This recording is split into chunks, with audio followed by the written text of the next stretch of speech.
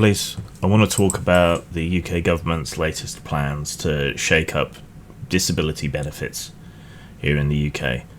So right now, the government's looking at a big rise in claims, especially for mental health reasons, and they're worried about the cost, as if mental health issues aren't real disability issues or something.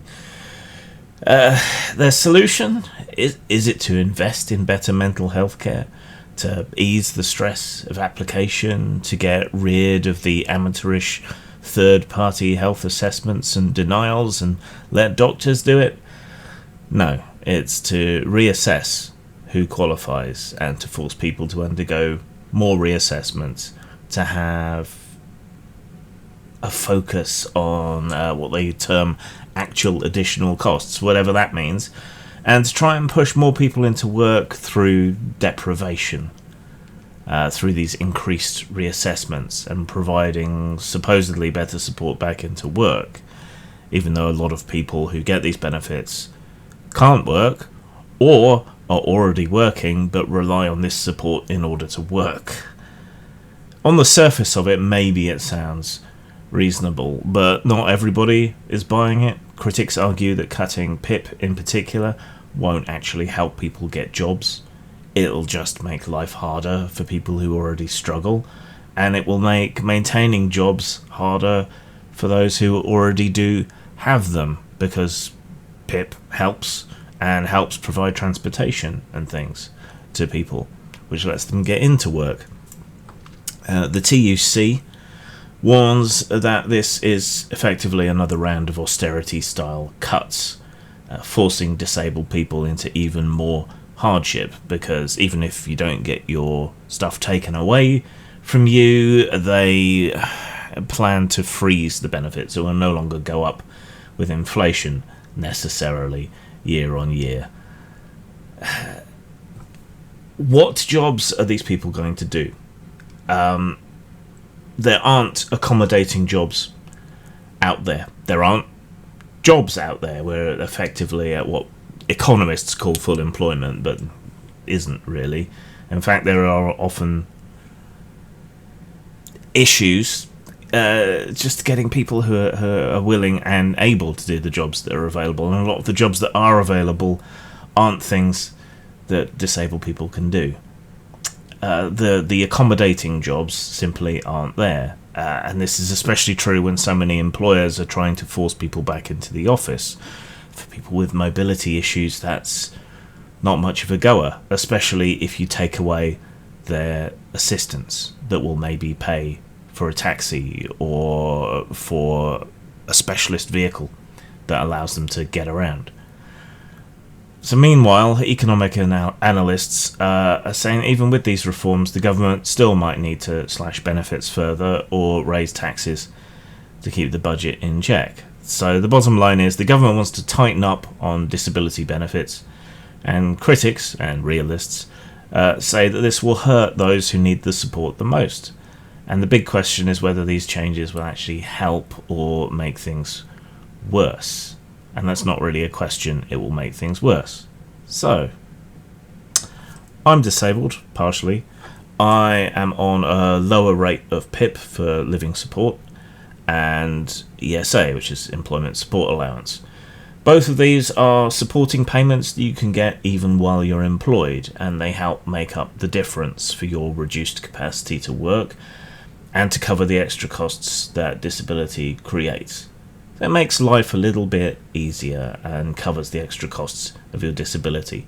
I work as much as I am physically and mentally able, which is extremely variable, which is something else they don't like. My work has been enough to support me in the past, but no longer is. So I need these payments to make up the difference, to continue to have a decent life, and to cope with the problems that my issues throw up. The extra costs of my disability include transportation, food, because I'm not always up to the feat of cooking a meal, and making up the difference when I can't work for long periods. Because when I can't work, I can't earn, such is the nature of my work. I was originally diagnosed with moderate to severe chronic depression and general anxiety disorder, originally in 2007. I held off making any claim at all for any assistance for over 10 years because I didn't think that I was sick enough to qualify, and because of the huge societal pressure that exists upon people, especially people with invisible illnesses or mental illnesses, not to claim. I didn't feel that I needed to get help, even though all the taxes I was paying and continue to pay from my working life up to that point had gone into this for precisely that reason, that I might one day need help. That's why we all pay into these systems. In more recent years, I've had a physical health event that nearly killed me, and which has left me with frequent severe pain and a much higher risk of stroke or heart attack, so I have to be careful. The pain makes it much harder for me to exercise because of the pain, so I've been piling on weight despite efforts to mitigate that.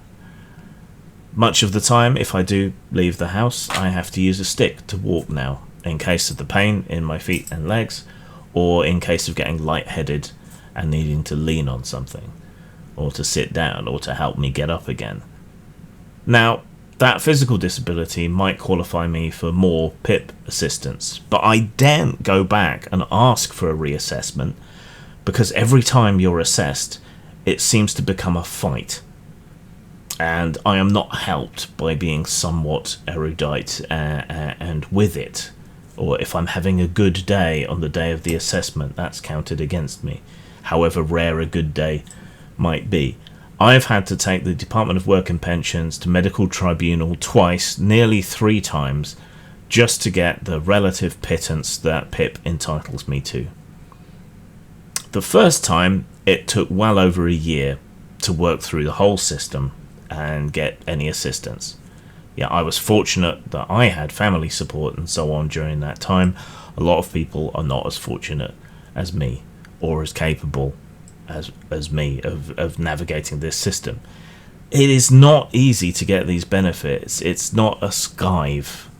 It's a great deal of effort for very, very little reward. And the assessors are incentivized to refuse you, and they're often not properly qualified, especially around invisible illnesses and mental illnesses. Why your doctor's assessment of you isn't valid, I have no idea. Look, I kinda sorta support Labour, and there is no doubt that whatever Labour does end up doing, they will be less cruel than what the Tories would have done in their place. But this is not why we elect an ostensibly left-wing party. We disabled are meant to be the kind of people that they support and assist and look out for. We're the people who are disproportionately poor, dying much younger than we need to, by decades in some areas. We're overrepresented in things like sex work, which they're also cracking down on through the ludicrously named Online Safety Act. We're also often, unfortunately, mentally and physically incapable of protesting effectively, so maybe that's why we make such good targets. But that means that this is the time for allies, and I never thought that term would pass my lips unironically. It's time for allies to speak up, I think, to write to their MPs, to boost disabled voices on social media, especially neurodivergent, mentally ill and invisibly ill voices, and to counter people who try to say we're all skivers, that we just don't want to work, that we're making it up, that we're ripping off the system. This isn't like the pensioner heating debacle, which was just them introducing means testing to heating allowance. Disability benefits are already means tested and gated behind dehumanising, humiliating and unnecessary assessments. Yes, what's wrong with a doctor's assessment? Disability benefit is also often an investment in our society. It allows people to work, and those who aren't working, it's usually not to do with their choice, it's due to their disability and the lack of appropriate jobs being available. Disability payments are one of the few redistributive methods left in the economy, providing the most needy with insufficient help, but at least it's something, and thus high velocity money. That's money that's spent quickly in the real economy. You know, straight to taxi drivers or takeaways or buses. It gets spent and respent very quickly. Now, a lot of what's being threatened is somewhat speculative. It's based on leaks. Governments often do that in order to gauge public reaction, to see whether whatever it is that they're proposing is much of a goer. So it's not imminent, but now is definitely the time to speak up, because this way they can, with less political blowback, withdraw it and say, oh, well, those leaks weren't accurate, so it was a very early version of the paper and so on. So speak up now. Don't cut us. Don't harm a whole bunch of the most vulnerable people in society. Instead, close the non-dom loopholes in taxation, like you said you would. Do what the patriotic millionaires want and tax the rich more. Windfall tax the energy and utility companies. Crack down on tax avoidance. Don't attack the most vulnerable.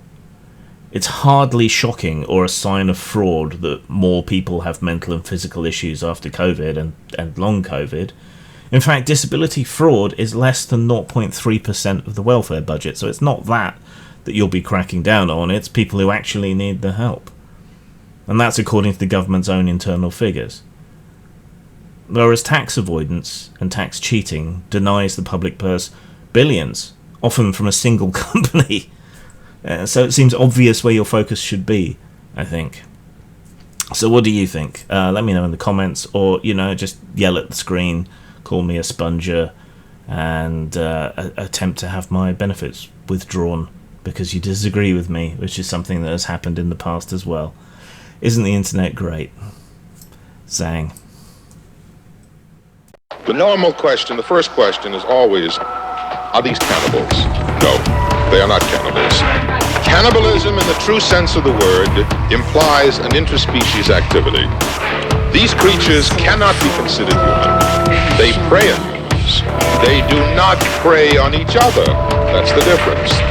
They attack and they feed only on warm human flesh.